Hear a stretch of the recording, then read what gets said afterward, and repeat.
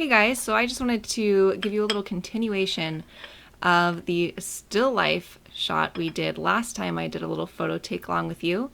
That setup was fairly complex, so I wanted to just continue using it and get a few more shots out of it. So I'm going to show you how I did that. I'm just clearing things out and then deciding what I do want to include in this next set.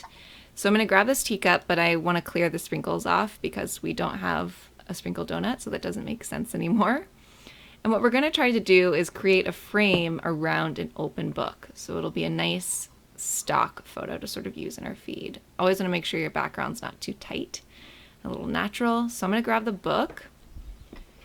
And then we just want to pay attention to line of sight. So as we're arranging this, we're going to create a guide for the eye. So I'm going to put the succulent here, and then everything leads to another. So we have succulent, coffee, and donut.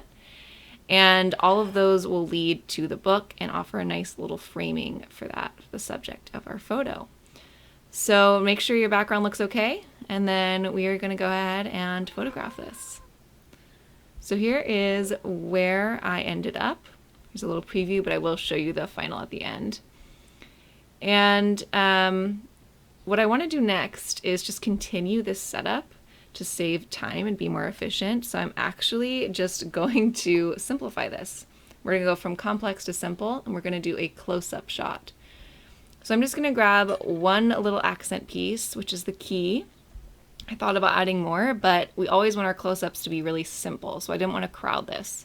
So I'm just going to grab the teacup and the key and switch out the book just for the sake of in case someone notices that, and to mix it up a little bit. So we're going to get really close in on the crop. I'm going to take the pillow out because we don't need that anymore. So we're just simplifying the shot now, simplifying the setup. So I'm going to go ahead and get close in, and I'll let you know how it turns out. So here's where we ended up. Here's a little preview for you. And it's a really nice close-up. It's a change in depth on your feed, which is nice to play with.